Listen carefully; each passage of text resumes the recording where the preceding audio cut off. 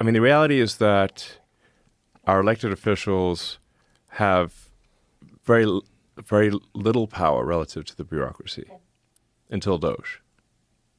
So Doge is a threat to the bureaucracy. It's the first threat to the bureaucracy. Normally the bureaucracy eats revolutions for breakfast. This is the first time that they're not, that the revolution might actually succeed, that we could restore power to the people instead of power to the bureaucracy. Now, the size of it Yeah. was when you guys first started investigating it, when you first get in, how much of it was shocking? Like this, just the size of it all. Well, the size of it all, the small decisions result in multi-billion-dollar outcomes. So, we'd see, it was a case where we saw one person was getting $1.9 billion sent to their NGO, which basically got formed about a year ago and had no prior, no prior activity. So they just stand up an NGO. The whole NGO thing is a nightmare. And it's a misnomer, because if you have a government-funded non-governmental organization, you're simply a government-funded organization. It's an oxymoron. Right. It's a loophole.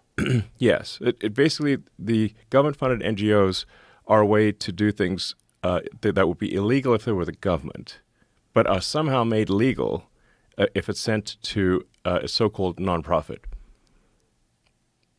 But these nonprofits are then used to, people cash out these nonprofits. They become very wealthy through nonprofits. They pay themselves enormous sums through these nonprofits. It's so insane that that's been going on for so long. It's a gigantic scam, like one of the biggest, maybe the biggest scam ever. And how many NGOs? I think there's a total number of NGOs, probably millions, but in terms of large NGOs, tens of thousands. I mean, it's actually kind of a hack to the system where someone can get an NGO stood up for a fairly small amount of money. Like George Soros was really good at this. Like George Soros is like a system hacker. Like he figured out how to hack the system. He's a genius at arbitrage.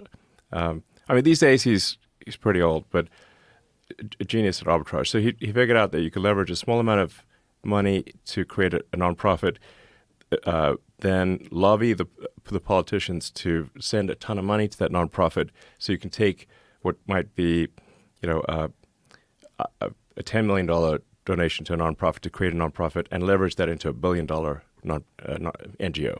A nonprofit is a weird word. It's just a non-governmental organization, and then the government continues to fund that every year, and it'll have a nice sounding name, like the Institute for Peace or something like that. But really, it's a graft machine. And what are the requirements with that money? What do they have to do? Just really no requirements at all. So they just get grants and the government just assumes that they're doing good work. I think a lot of people in the government know that they're not doing good work. But it's a giant graft machine. I mean, but surely people online are like unpacking this, right? It almost seems fake. Like when you're seeing how we were covering this article that said 55,000 Democrat NGOs were discovered that had been contributing to campaigns and moving things around and pushing propaganda, and they were all connected. And they found it through AI. That you have to go through steps and steps and steps to figure out where the money's coming from. Mm-hmm. Oh, it's all funneling down to this group, and this group does that. And it's a giant propaganda machine, a giant regime change machine. Yes. Yeah. Yes, I mean, but does it do some good as well? It does some good. So it's like it's not like 0% good. If it was really 0% good, it'd be much easier to detect. So there's going to be some percent good that they add in there, but it's like it might be 5% or 10% good, but 95% not. So is there a way to audit all this stuff and find out, oh, these people are actually just sending food to poor people. These people are actually just helping people with water in third world countries. There's a way to do that and keep funding those? Yeah, I mean, we have continued to fund things that appear to be legitimate, even with the flimsiest. If there's even the flimsiest excuse, like I just say, like, send me a picture of the thing. Like, you could literally have AI generate the picture, but if you're not even willing to try to trick me, then we're like not going to send the money. Okay. So, what restrictions were put on? There was something set aside, like medicine and. There's what was set aside that there wasn't going to be a freeze on?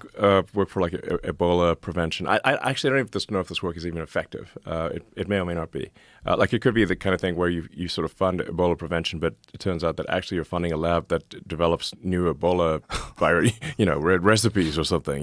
Yeah. And they claim it's Ebola prevention, but it's actually Ebola creation. So some of these things I don't know. I mean, just.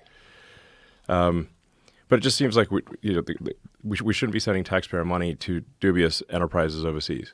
Right. Yeah. Yeah. And why are we doing it? Like, what exactly is the reason? Is it because we want to make friends with these people so the Chinese